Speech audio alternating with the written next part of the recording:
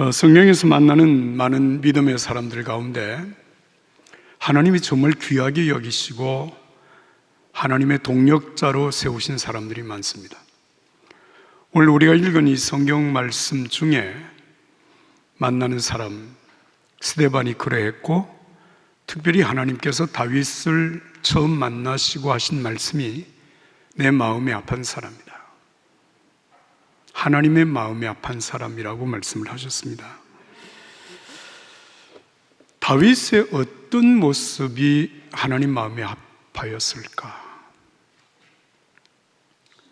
다윗을 처음 만났던 사무엘을 통하여서 하나님이 하신 말씀, 바로 그 말씀을 하셨던 그때 전후를 우리가 살펴보면 다윗이 하나님 마음에 아픈 것이 무엇인지를 우리가 찾아볼 수 있을 것입니다.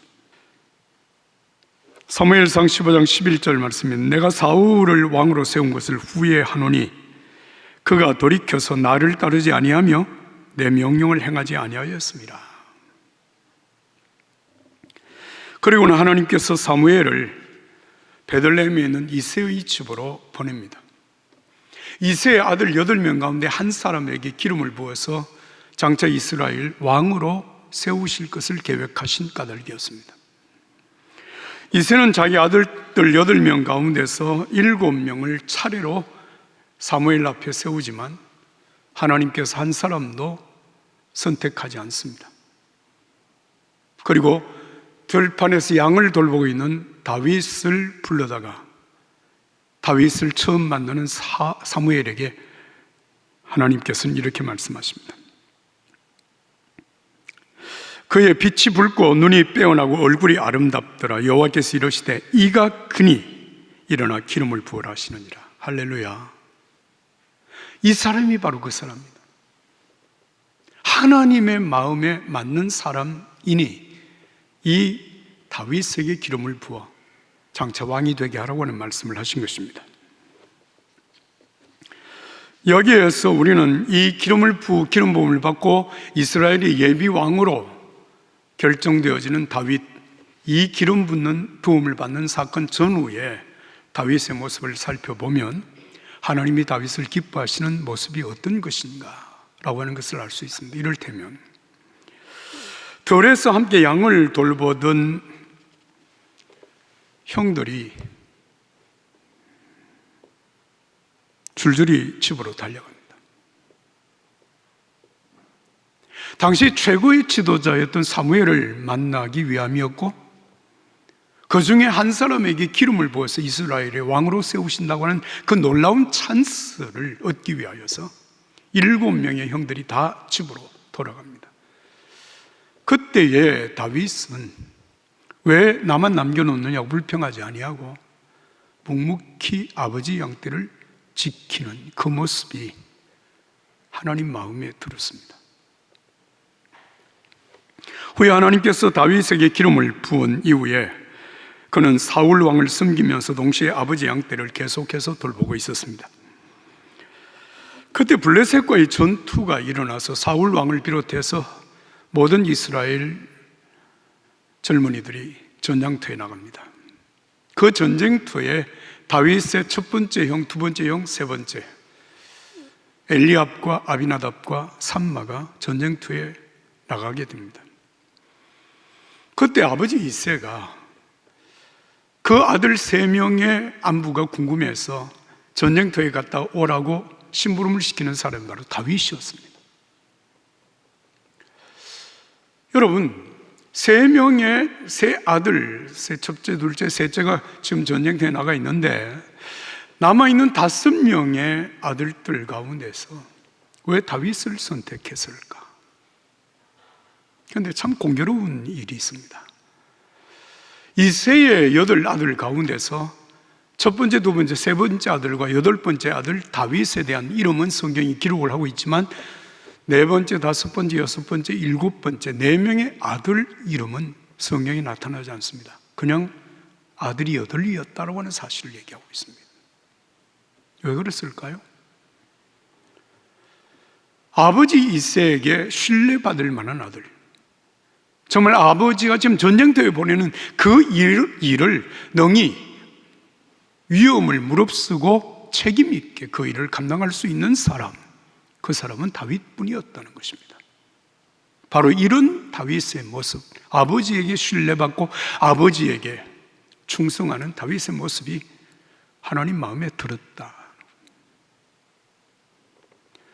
그리고 그가 전쟁터에 가서 형들을 문안하고 돌아오는 그 자리인데, 전쟁터에 갔을 때 이스라엘은 블레셋 앞에서 완전히 패색이 짙어 있었습니다. 그때 이스라엘 군대를 마주한 블레셋 군대의 대장군 골리앗이 이스라엘의 하나님을 모욕하고 이스라엘 군대를 경멸하는 말을 쏟아놓고 있는 장면을 다윗이 듣고 보게 됩니다. 하나님의 이름을 모욕하는 골리앗을 보면서 다윗이 내가 골리앗을 대적하겠다고 났습니다. 여러분, 소년 다윗이 대장군 골리앗을 이길 수 있겠다? 여러분, 누구도 상상할 수 없는 상황 속에 다윗은 골리앗을 대적하기 위하여 나갑니다. 이때 하나님께서 하나님의 이름, 그 이름의 명예를 위하여서 목숨 걸고 위험을 무릅쓰고 골리앗을 향해서 나가는 다윗의 그 모습이 하나님 마음에 든 것입니다. 뿐만 아니라 그가 골리앗을 대적할 때 평소에 아버지의 양들을 지키면서 사자와 곰으로부터 아버지 양들을 보호하기 위하여 그가 연마한 실력, 탁월한 실력이 있습니다. 그것은 바로 물매로 돌을 던지는 실력이었습니다. 바로 그 물맷돌을 던져서 골리앗을 쓰러뜨리고 이스라엘의 대승리를 가져오게 한 다윗의 모습은 하나님 보시기에 마음에 들었던 것입니다. 그래서 내가 이세 아들 다윗을 보니 내 마음에 합한 사람이라. 여러분, 하나님께서 이 사람이야말로 내 마음과 맞다, 내 뜻과 맞다, 정말 내 말에 순종하고 내 일을 이룰 수 있는 사람이라고 생각하는 그 다윗, 여러분, 이 다윗과 같은 사람은 어느 날 갑자기 성령의 은혜를 받고 열심히 정말 올인하는 그런 사람이 아니라 일상의 삶 속에서 하나님을 경외하고 정말 하나님을 신뢰하고 사람들에게 신뢰받을 만한 사람으로 자기에게 주어진 책임을 감당하기 위하여서 최선을 다하는 사람, 그 사람이 바로 하나님의 마음에 드는 사람이라고 하는 사실을 오늘 이 본문을 통해서 깨닫게 되는 것입니다. 여러분, 하나님의 마음에 드는 사람, 하나님은 그를 들어서 당신의 역사를 일으키고 이 땅 위에 하나님의 뜻을 이루어 가십니다. 이 은혜가 오늘 저와 여러분들이 있기를 예수님의 이름으로 축복합니다. 축복합니다. 자, 여러분, 오늘 본문의 말씀, 고넬료라고 하는 사람이 등장합니다. 여러분, 이 고넬료라고 하는 사람은 기독교 역사 속에 대단히 중요한 인물 중에 한 사람입니다. 지난 주간에 여러분 사울이라고 하는 사람을 우리가 함께 보았습니다마는, 사울은 이방인의 선교를 위해서, 이방인의 영혼 구원을 위하여서 세운 하나님의 그릇이었는데, 이방 선교의 첫 관문을 열어준 사람, 열게 한 그 사람이 바로 누군가 하면 고넬료였습니다. 다시 말하면 예수님의 복음이 예루살렘에서 시작해서 온 유대와 사마리아를 넘어서 땅끝까지 이르는 이 시점에 하나님께서 선택하시고 하나님께서 그 관문을 통하여서 땅끝까지 나가는 예수 그리스도의 복음의 역사가 바로 고넬료라고 하는 사람을 통해서 이루어졌다고 하는 것입니다. 이렇게 보면 여러분, 고넬료는 기독교 역사상의 대전환점을 만들어낸 세계 복음화에 아주 소중한 인물이 되었다라고 하는 것을 우리는 알 수 있습니다. 고넬료는 이방인이었고 로마 시민권을 가진 자로서 로마 부대 백부장이었습니다. 여러분, 당시에 백부장이라고 하는 이 직위는 100명 단위의 부하를 지휘하는 지휘관으로서 그 지역의 사령관과 같은 아주 소중한 인물이었습니다. 그런데 하나님께서 이 고넬료를 들어서 이방 선교의 큰 역사를 열어가신 이유가 무엇일까? 여러분 오늘 이 본문 1절과 2절에서 그 사실을 발견하게 됩니다. 여러분 함께 사도행전 10장 1절 2절을 다 같이 읽겠습니다. 가이사랴에 고넬료라는 사람이 있으니 이달리아 부대라 하는 군대의 백부장이라. 그가 경건하여 온 집안과 더불어 하나님을 경외하며 백성을 많이 구제하고 하나님께 항상 기도하더니. 할렐루야. 이 말씀 2절에서 보면 여러분 고넬료가 어떤 사람이었는가 라고 하는 것을 4가지로 우리가 볼 수 있습니다. 첫째, 그는 경건한 사람이었다. 경건한 사람이라고 하는 것은 하나님을 경외하는데 주변의 여건이 다 비신앙적인 상황 속에서 하나님을 경외하는 사람, 여러분 믿음이 흔들리지 아니하고 초지일관 하나님을 경외하는 사람이었다는 겁니다. 두 번째, 그는 온 집으로 더불어 집안과 더불어 하나님을 경외한 사람이었습니다. 혼자만 신앙생활을 잘하는 사람이 아니라 온 집안의 사람들과 함께 하나님을 경외하는 사람이었습니다. 뿐만 아니라 그는 백성을 많이 구제하는 사람이었습니다. 주변에 도움을 필요로 하는 사람들에게 할 수 있는 대로 사랑을 베풀고 돕는 사람이었다는 것입니다. 그리고 마지막 4번째는 하나님께 항상 기도하는 사람이었습니다. 항상 하나님 앞에 기도했다라고 하는 이 말은 24시간 기도했다는 의미가 아니라 정말 시간을 정해놓고 규칙적으로 하나님 앞에 신실한 믿음으로 기도하고 예배하는 사람이었다. 그가 바로 고넬료였습니다. 사랑하는 여러분, 우리가 성경에서 그리고 교회에서 만나보는 사람들 중에 어떤 사람들은 하나님께 쓰임을 받지만 잠깐 동안 쓰임을 받다가 버림을 받는 사람이 있는가 하면, 어떤 사람은 한 번 부름을 받고 끝까지 하나님 앞에 붙잡힘 되어 쓰임 받는 하나님의 사람들이 있습니다. 다윗과 같은 사람, 고넬료와 같은 사람이 바로 그런 사람입니다. 처음 사랑, 처음 믿음의 열정을 끝까지 지켜가는 사람.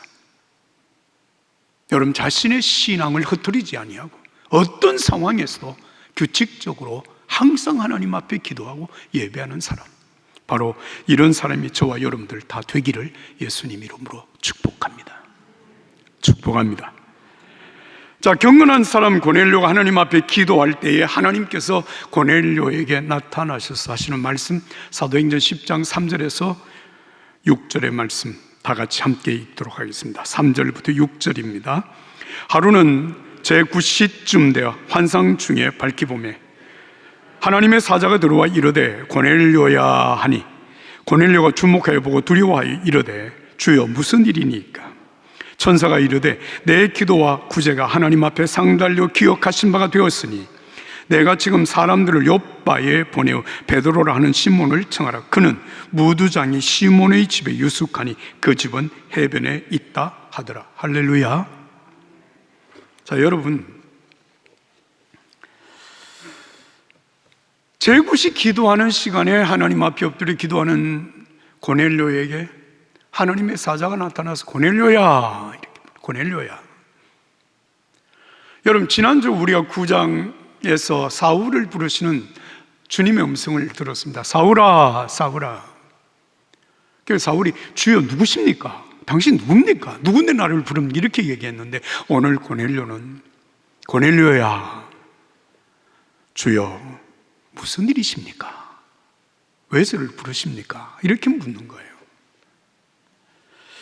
그러니까 주께서 하시는 말씀이 내 기도와 구제가 하나님 앞에 상달되어 기억하신 바가 되었다. 여러분, 이 말씀이 참 귀중한 말씀입니다. 내 기도와 구제가 하나님께 상달이 되었다. 하나님께서 기억하시고 계시다. 사랑하는 여러분, 고넬료가 이날 처음으로 기도했을까요? 아니죠. 여러분, 고넬료가 하나님 앞에 정한 시간 기도하고 정한 시간 예배할 때마다 하나님께서 고넬료야 그걸 부르시고 하나님께서 고넬료에게 직접 말씀하시고 그렇게 하십니까? 그러지 않죠. 마찬가지입니다. 여러분과 제가 하나님 앞에 기도하고 정한 시간에 기도하고 새벽 기도하고 하나님의 말씀을 보고 하나님 앞에 예배하는 시간마다 하나님께서 김장로야, 이권사야, 여러분, 그렇게 이름을 부르고 우리에게 직접 말씀을 하시는 경우가 그렇게 드문 일입니다. 그건 드문 일이에요. 그러나 여러분, 하나님이 침묵하시는 것 같고 마치 계시지 않는 것처럼 느껴진다고 할지라도 우리가 드리는 기도 한마디도 땅에 떨어지지 않도록 하나님께서 우리의 기도를 들으십니다. 우리가 예수님의 이름으로 구제하고 봉사하는 그 모든 구제와 봉사를 하나님이 보지 않으시는 것 같지만 다 보시고 기억하시고 계시다는 말씀입니다. 사랑하는 여러분, 여러분들의 기도, 여러분들의 구제와 봉사 하나님께서 들으시고 보신다고 하는 사실을 믿으시면 아멘 하십니다. 솔로몬이 건축한 성전을 건축하고 난 다음에 성전 낙성식을 할 때 하나님께서 솔로몬에게 하시는 말씀, 역대하 7장 14절 이하에 이렇게 말씀하십니다. 내 이름으로 불리는 내 백성들이 악한 길에서 돌이켜 스스로 낮아져 기도하고 내 얼굴을 구하면 내가 하늘에서 듣고 그들의 죄를 용서하며 그 땅을 고칠 것이다. 내 눈을 열고 이곳에서 드리는 기도에 내 귀를 기울일 것이다. 내가 이미 이곳을 선택해 거룩하게 하며 내 이름이 거기에 영원히 있으니 내 눈과 마음이 항상 그곳에 있으리라. 따라서 합시다. 내 눈과 마음이 항상 그곳에 있으리라. 다시 한번, 내 눈과 마음이 항상 그곳에 있으리라. 할렐루야. 여러분, 그곳이 어디입니까? 솔로몬에게 있어서는 건축한 성전을 얘기하는 것이지만 오늘 저와 여러분들이 있어서는 우리가 예배하는 그곳, 우리가 기도하는 그곳, 하나님의 눈과 하나님의 마음이 그곳에 있습니다. 그곳에 있습니다. 기도하는 우리의 기도를 들으시고 우리 하나님 앞에 예배하는 그 모습을 하나님은 지켜보시며 우리의 기도와 예배를 연락하시고 우리의 구제와 헌신을 기억하신 바 되셨습니다. 예수님 요한복음 14장 13절 14절에 말씀하십니다. 너희가 무엇이든지 내 이름으로 구하면 내가 다 이루어 주겠다. 이는 아들을 통해 아버지께서 영광을 받으시게 하려는 것이다. 너희는 내 이름으로 무엇이든지 구하라. 그러면 내가 다 이루어 주겠다. 할렐루야. 사랑하는 여러분, 오늘 주님의 이름으로 기도하는 이유, 우리가 주님의 이름으로 여러분 구제하고 봉사하는 이유, 하나님이 들으시고 보시고 기억하시기 때문입니다. 이 은혜를 믿음으로 살아가는 저와 여러분들이 되기를 예수님 이름으로 축복합니다. 우리 종교교회는 지금 23대 담임 목사 청빙을 해야 하는 중요한 시점에 있습니다. 그래서 교회가 12명의 청빙위원을 선택하고 이제 청빙하는 작업을 시작하였습니다. 6분의 장로님과 6분의 집사님, 권사님, 그렇게 해서 12분입니다. 지난 주일 예배를 마치고 나가시는 권사님 한 분이 제게 광고를 듣고 이렇게 말씀을 하셨어요. 목사님, 벌써 은퇴할 때가 되셨습니까? 아이고, 제가 충격받았습니다. 그러면서 하시는 말씀, 목사님 아직도 젊으신데요. 여러분, 제가 젊습니까? 제가 은퇴를 하는 시기는 아직까지 1년 반이라고 하는 시간이 남아 있습니다. 그러나 여러분, 담임 목사님을 새로 청빙해 오는 일은 결코 간단한 일이 아닙니다. 하나님께서 종교교회를 위하여서 준비해 두신 준비된 오늘의 베드로 사도와 같은 하나님의 사람을 청빙해 오는 것, 여기에는 정말 간절한 기도가 필요하고 하나님의 인도하심을 받는 청빙위원들의 겸손한 순종이 필요한 일입니다. 그래서 12명의 청빙위원을 선택하고 이 일을 위임하고 온 교회가 한 마음으로 기도하기 시작한 것은 8월 마지막 주 월요일부터였습니다.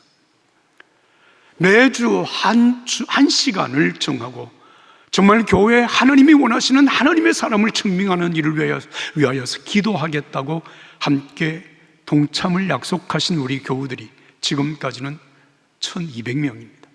앞으로 더 많은 분들이 함께 동참할 것으로 저는 기대하고 있습니다. 1200명이 한 주에 1시간씩 기도를 합니다.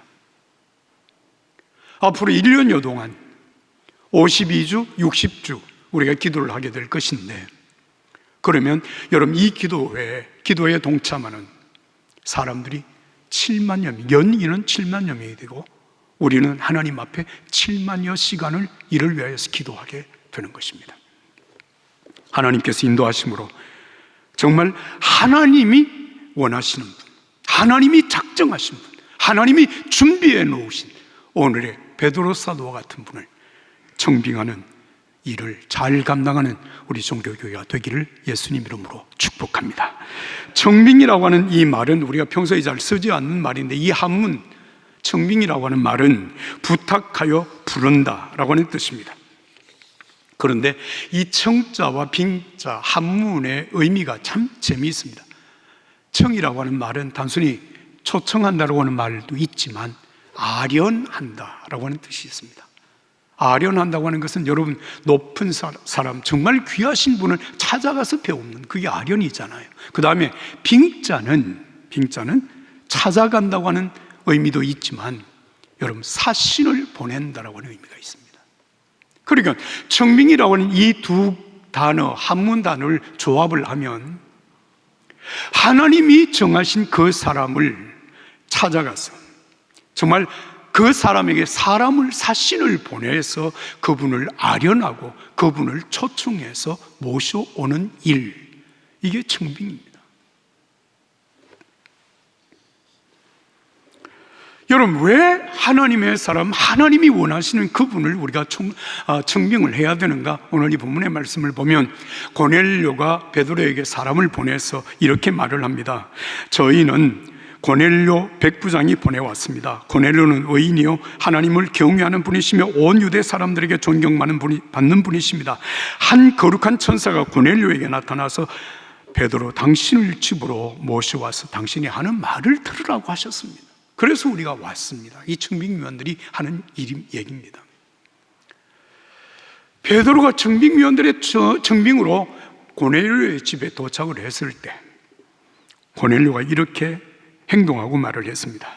고넬료는 친척들과 가까운 친구들을 불러놓고 기다리고 있었습니다. 그리고 베드로가 집으로 들어가자 고넬료가 맞이하며 베드로 발 앞에 엎드려 경의를 표합니다.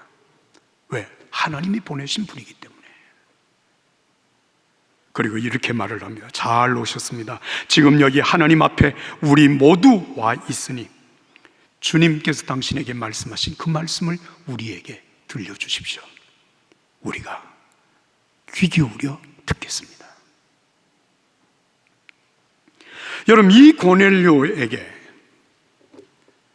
그리고 고넬료가 모아놓고 있는 친척들과 그 친구들, 그 모든 가족들에게 베드로 사도가 주의 말씀을 전가하는 중에 성령이 충만하게 베드로 사도가 그들에게 세례를 주었습니다. 여러분, 그 고넬료가 이방 선교의 관문을 여는 중요한 믿음의 일꾼이 되었다라고 하는 말씀입니다. 사랑하는 여러분, 앞으로 우리가 한 1년여 동안 기도하면서 정말 하나님이 원하시는, 하나님께서 준비해 두신 하나님의 사람, 오늘의 베드로 사도와 같은 분을 우리가 청빙하게 될 것입니다. 이 일이 얼마나 중요한가 하면 여러분, 앞으로 최소한 20년 그분을 통하여 하나님의 말씀을 듣고 그분과 함께 하나님의 귀한 역사를 이루어가는 종교교회가 되게 될 줄로 믿습니다. 정말 교회가 성령으로 충만하여 사도행전 29장을 써가는 그 놀라운 역사가 여러분 담임 목사 청빙을 통해서 이루어진다고 하는 사실을 믿으시기 바랍니다. 이 일을 위하여 함께 기도하고 청빙위원들이 정말 겸허한 마음으로 정중한 예의를 갖추어서 담임 목사 청빙하는 일에 함께 하기를 예수님의 이름으로 축복합니다.